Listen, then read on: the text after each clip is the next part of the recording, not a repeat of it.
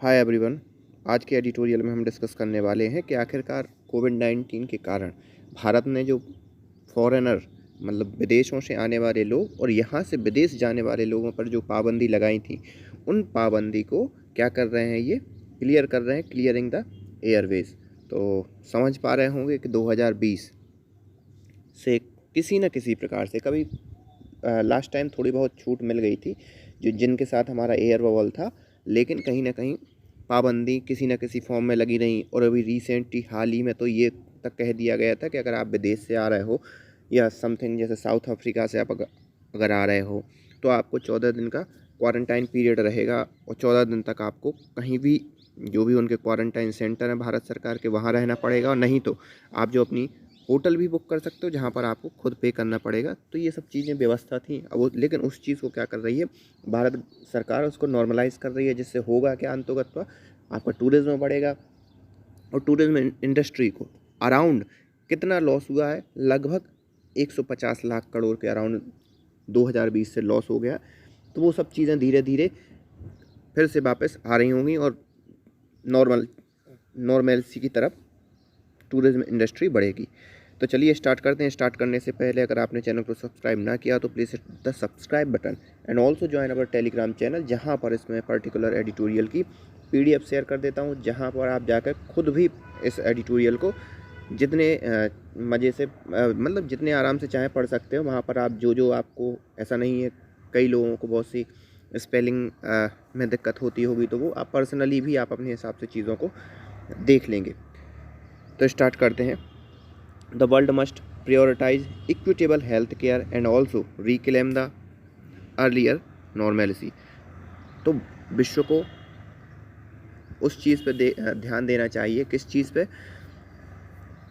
Equitable health. Equitable health से मतलब कि जो गरीब हैं और जो अमीर हैं दोनों को प्रॉपर हेल्थ अपॉर्चुनिटी मिले। जो गरीब देश हैं, जो अमीर देश हैं, दोनों को एक प्रॉपर हेल्थ इंफ्रास्ट्रक्चर मिले, दोनों देशों के लोगों को एक प्रॉपर हेल्थ सुविधाएं मिली।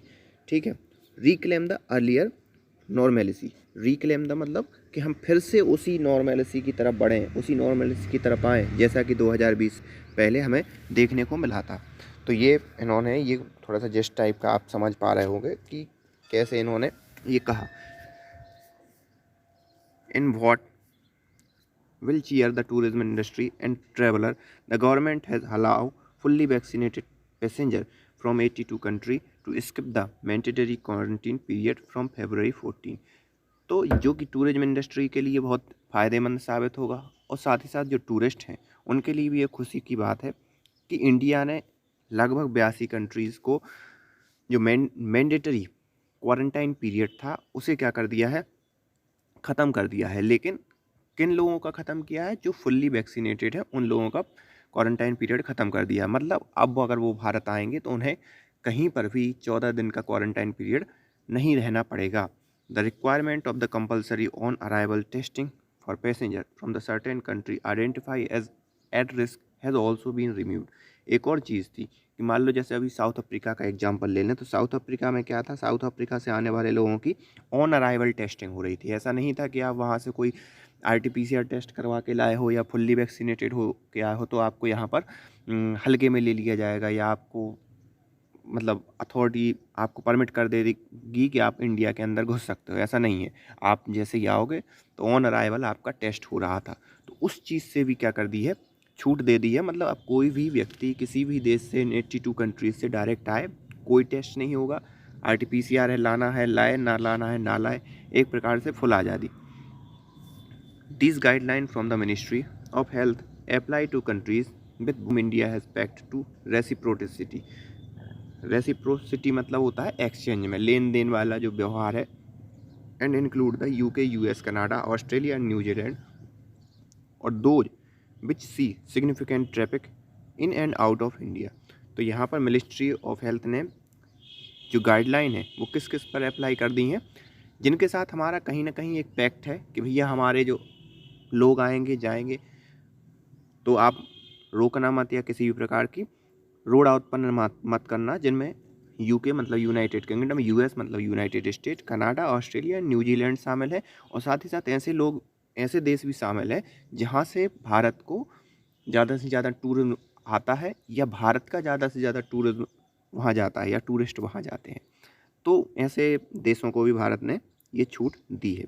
Currently India has air bubble agreement with 35 country. वर्तमान में अगर देखा जाए तो भारत का जो एयर बबल का एग्रीमेंट है लगभग 35 कंट्री के साथ है। एयर बबल का एग्रीमेंट समझ लो आप कि बबल है और बबल के अंदर जो एयर बबल है और एयर बबल के अंदर जो लोग हैं, कहना सही है, जो देश हैं, तो वो एक दूसरी कंट्री के लिए यात्रियों को प्रॉपर सुविधाएं देंगे। कोई बेवजह की जो दिक्कत है या बेवजह का जो परमिशन है उससे छूट मिलेगी। तो ये सब चीज़ें एयर बबल के अंदर है। एक प्रकार से आप जैसे फ्री ट्रेड एग्रीमेंट होता है, इसी प्रकार से ये एयर बबल एग्रीमेंट है।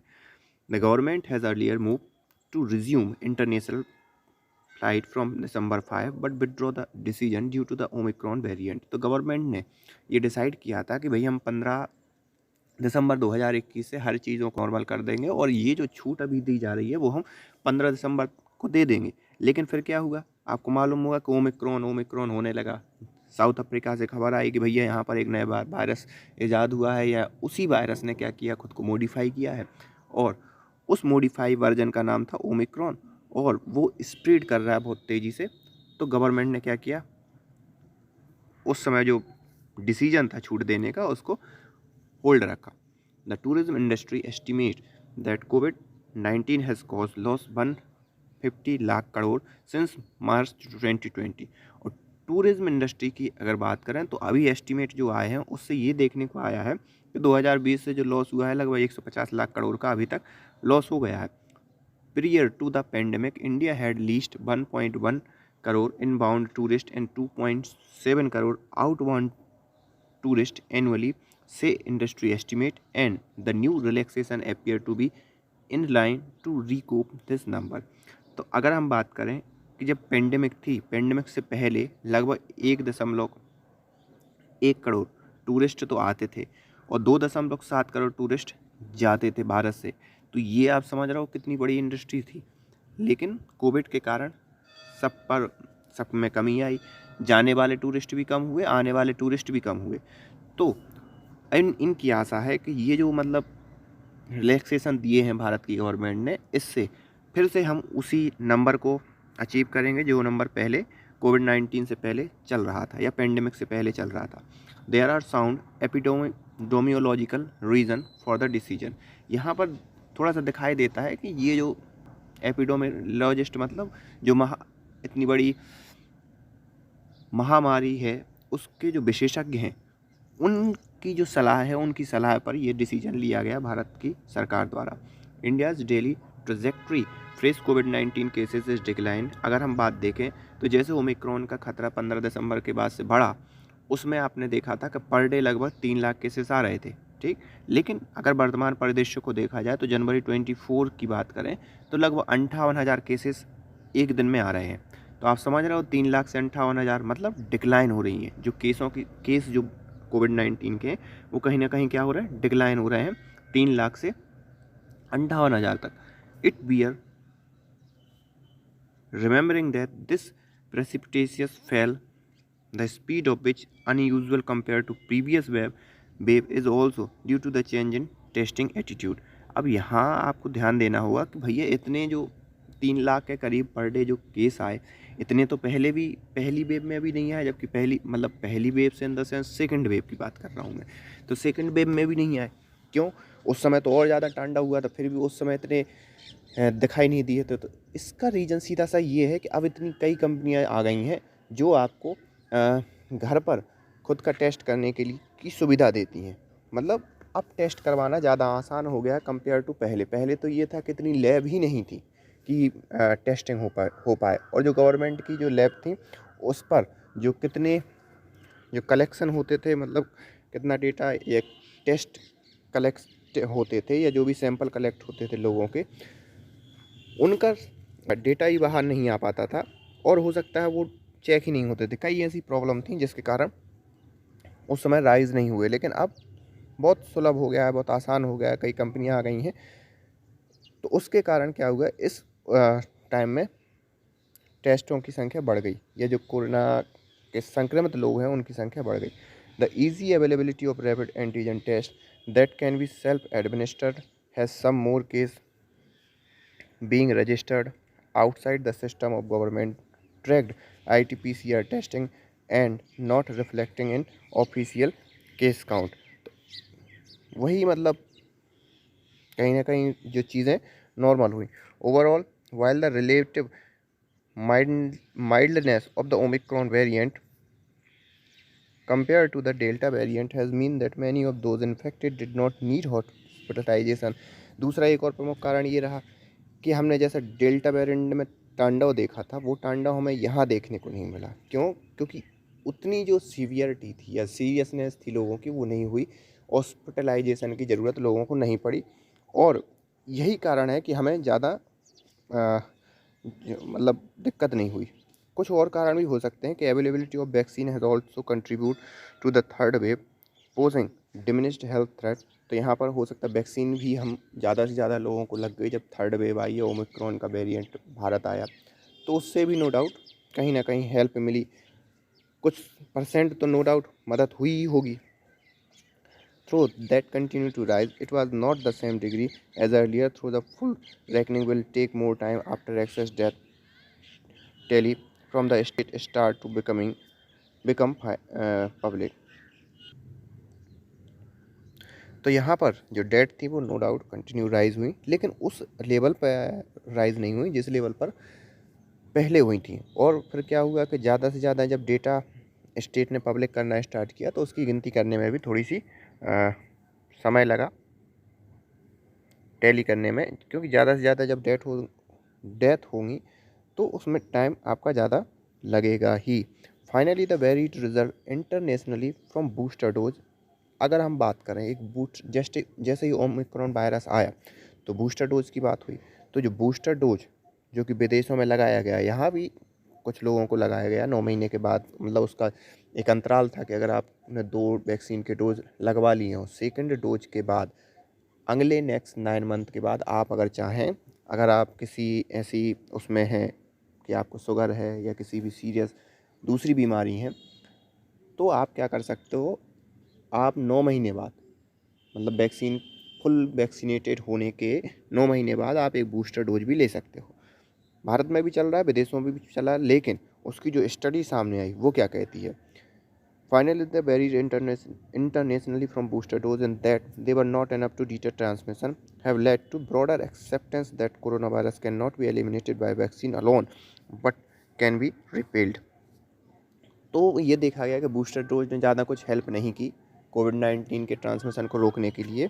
तो फिर उससे एक निष्कर्ष ये निकाला गया कि भाई कोविड-19 को हम एलिमिनेट नहीं कर सकते, लेकिन हम रिपेल कुछ मायनों में उसको कम कर सकते हैं, कुछ मायनों में हम उसकी जो इंटेंसिटी है, जो तीव्रता है, उसको हम कम कर सकते हैं over time with mix approach of such a bearing mask vaccination and accepting short lockdown.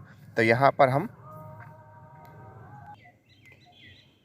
उसकी इंटेंसिटी कैसे कैसे कम कर सकते हैं। एक तो हम मास्क पहने, वैक्सीनेशन फुल्ली करवा लें और छोटे छोटे लॉकडाउन जो राज्य सरकारें हैं वो लगा दें, जिससे क्या होगा उसकी इंटेंसिटी एकदम से नहीं बढ़ेगी। Moreover there is also no situation where the herd immunity will ensure elimination of the virus. अगर हम हर्ड इम्यूनिटी की बात करें, हर्ड इम्यूनिटी इस टाइप से कहलाती है कि जब कोई ट्रांसमिटिव डिसीज़ होती है तो ट्रांसमिशन किसके थ्रू होती है, ह्यूमन के थ्रू होती है, लेकिन वैक्सीन आपका क्या करती है, वैक्सीन आपके ट्रांसमिशन को रोक देती है। वैक्सीन पहले से एंटीबॉडी बना के रखती है। तो लेट सपोज 3 लोग हैं, ठीक है, 3 लोग में से एक लोग को क्या हुआ, कोविड-19 का वायरस इन्फेक्शन हो गया, ठीक है। अब वो कोविड-19 का वायरस वो क्या करेगा, दूसरे लोग को ट्रांसमिट करेगा, लेकिन दूसरा लोग क्या है, फुल्ली वैक्सीनेटेड है, ठीक है। तो ये दोनों, वो दूसरे लोग के पास जैसे ही वो वायरस जाएगा तो वो उस जो वैक्सीनेटेड पर्सन है, वो वैक्सीनेटेड पर्सन उस वायरस को कंज्यूम कर लेगा with the help of antibody. तो वो सेकंड पर्सन तीसरे पर्सन तक वो कोरोना वायरस का इन्फेक्शन नहीं पहुंचा पाएगा, भले ही उस तीसरे पर्सन ने वैक्सीन ली हो या ना ली हो। उसकी एंटीबॉडी कोरोना वायरस या किसी भी स्प्रेडिंग इस टाइप के वायरस के प्रति संवेदनशील हो या ना हो। तो ये कहलाती है हर्ड इम्यूनिटी कि आप ज़्यादा से ज़्यादा लोगों को वैक्सीन लगा दो, जिससे क्या होगा कि ज़्यादा से ज़्यादा लोग फिर उस वायरस को ट्रांसमिट नहीं कर पाएंगे। तो जो लोग वैक्सीनेशन नहीं भी लगाए हैं उनको वो ट्रांसमिशन नहीं होगा या उनको वो चीज़ अफेक्ट नहीं करेगी, एक प्रकार से सुरक्षा कवच। तो यहाँ पर ये देखने को मिला है कि हर्ड इम्यूनिटी ने भी कुछ ज़्यादा कमाल का काम किया नहीं। जैसा कि आपको मालूम होगा कि 70% से ज़्यादा भारत के नागरिकों को फुल दोनों वैक्सीन लग गई हैं या शॉर्ट में कहें कि फुल वैक्सीनेटेड हो चुके हैं। लेकिन फिर भी हमने देखा कि ओमिक्रॉन का वेरिएंट फैला। तो इनका ये कहना है कि हर्ड इम्यूनिटी से भी ज़्यादा कुछ हमें कुछ चीज़ मतलब पॉजिटिव चीज़ें देखने को नहीं मिली कि भैया उसने एकदम से मतलब इन्फेक्शन को डाउन कर दिया हो। तो ये चीज़ देखने को मिली। The opening of the school and the normalizing of the air travel imply that the world must learn to prioritize the equitable health care and improve the hygiene move forward। तो यहाँ पर इन सब चीज़ों जो एयर ट्रैवल ओपन हो रही हैं, स्कूलें ओपन हो रही हैं, इन सब चीज़ों ने हमें सिर्फ एक ही बात हमें समझाई है कि भैया आप सभी के लिए प्रॉपर एक हेल्थ इंफ्रास्ट्रक्चर डेवलप करो, हर एक व्यक्ति के लिए हेल्थ सुविधाएं मिलें।